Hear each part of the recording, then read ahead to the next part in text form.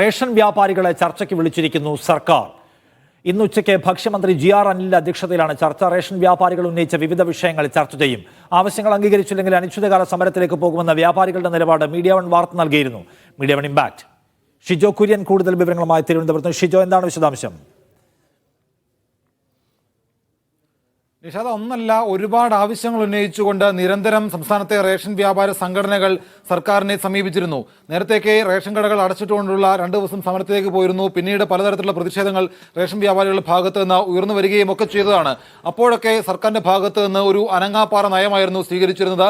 Ration വ്യാപാരികൾ ഉന്നയിക്കുന്ന എല്ലാ കാര്യങ്ങളും പെട്ടെന്നൊന്നും അംഗീകരിക്കാൻ കഴിയില്ല എന്നുള്ള നിലപാട് ഒരു ഘട്ടത്തിൽ സർക്കാർ സ്വീകരിച്ചിരുന്നു. എന്നാൽ അതിന് പിന്നാലെ റേഷൻ വ്യാപാരികൾ അടുത്ത വർഷത്തോടുകൂടി ജനുവരിയോടുകൂടി റേഷൻ കടകൾ അടച്ചിട്ട് പൂർണ്ണമായിട്ട് പ്രതിഷേധിക്കുമെന്നുള്ള ഒരു തീരുമാനമൊക്കെ റേഷൻ വ്യാപാരികളുടെ ഭാഗത്തുനിന്ന് ഉണ്ടായിരുന്നു.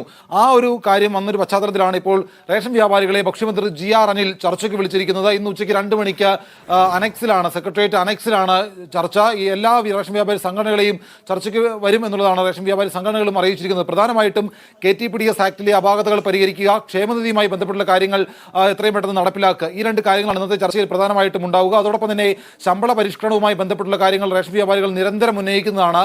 അതിനകത്ത് ഒരു തീരുമാനമുണ്ടാവുക. ഭക്ഷ്യവകുപ്പിന് മാത്രം അതിന് തീരുമാനമെടുക്കാൻ കഴിയുകയില്ല. ധനവകുപ്പും മുഖ്യമന്ത്രിയും ഒക്കെ ആയിട്ട് വേണം അക്കാര്യത്തിൽ തീരുമാനമെടുക്കാൻ. ആ ചർച്ചയും ഉടൻ ഉണ്ടാകുമെന്നുള്ള കാര്യം ബന്ധപ്പെട്ട അധികൃതർ റേഷൻ വ്യാപാരികളെ അറിയിച്ചിട്ടുണ്ട്. എന്തായാലും ഇന്നത്തെ ചർച്ചയെ വലിയ പ്രതീക്ഷയോടുകൂടിയാണ് സംസ്ഥാനത്തെ റേഷൻ വ്യാപാരികൾ കാണുന്നത്.